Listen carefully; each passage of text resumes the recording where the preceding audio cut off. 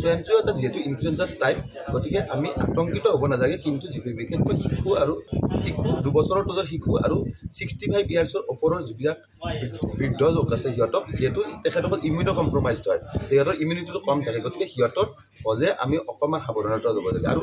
general মানুহে ল'ব লগা সাৱধানতাটো আমি সকলোৱে জানো ক'ভিডত আমি যেনেকৈ সাৱধানতা লৈছিলোঁ সোয়াইন ফ্লু যিহেতু এটা ইনফ্লুয়েঞ্জা ক'ভিডো এটা ৰেছপিৰেটৰী ভাইৰাছ গতিকে আমাৰ ইনফ্লুয়েঞ্জাটো আমাৰ আগৰ যে আমি যিকেইটা সাৱধানতা লৈছিলোঁ প্ৰায় একে প্ৰথম কথাটো হ'ল আমি ৰেছপিৰেটৰী হাইজিন কাপ ইটিক মেইনটেইন কৰিব লাগিব আমি যেতিয়া সোয়াইন ফ্লু আক্ৰান্ত ৰোগ বা বেজেগো আমি খাই আমি কাপ ইটিক ফ'ল' কৰিব লাগিব আমি মাস্ক পৰিধান কৰিব লাগিব ছেকেণ্ডটো আহিল হেণ্ড হাইজিন মানে আমি আগৰ দৰে ক'ভিডৰ সময়ত যেনেকৈ আমি কৰিছিলোঁ 2 বছৰ 3 বছৰ যে আমি প্ৰপাৰলি হেণ্ড হাইজিনটো মেইনটেইন কৰিব হাত ধুব লাগিব চেনিটাইজাৰ ইউজ কৰিব লাগিব যেতিয়া এনেকুৱা মানুহবিলাকক অকণমান আইচলেট মানে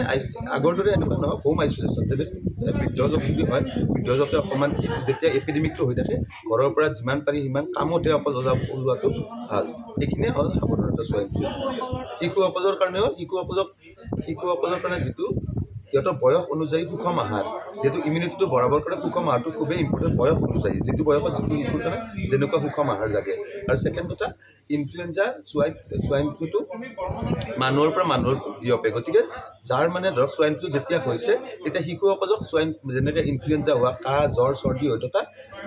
এডাল্ট মানুহৰ পৰা অলপ দূৰত ৰাখিব পাৰি যে বেয়া নহয় ব্যৱস্থা ল'ব পৰাকৈ আমি পুৰা সাজু কৰি ৰখা হৈছে আৰু ইয়াৰ কাৰণে টেষ্টিঙৰ কাৰণে আমাৰ microbiology department well equip swine flu আমাৰ ইয়াতো টেষ্ট কৰিব পাৰে আৰু বাকী ক্লিনিকেল যিখিনি পাৰ্ট আছে আমাৰ মেডিচিন ডিপাৰ্টমেণ্ট আৰু শিশু ৰোগ বিভাগত তাৰ কাৰণে সোয়াইন ফ্লু আমাক ল'বৰ কাৰণে আমাৰ সোয়াইন ফ্লুত আক্ৰান্ত হ'বৰ কাৰণে ৰোগীৰ কাৰণে ৰাখিবৰ কাৰণে পৰ্যাপ্ত সুবিধা আছে আমাৰ ICU ব্যৱস্থাও পৰ্যাপ্ত পৰিমাণে অলৰেডি কৰা আছে এইখিনি ব্যৱস্থা ক'ভিডৰ সময়তে আমাৰ যেনেকৈ কৰা আছিলে সেইখিনি কণ্টিনিউৱে হৈ আছে গতিকে আমাৰ কোনো ইয়াতে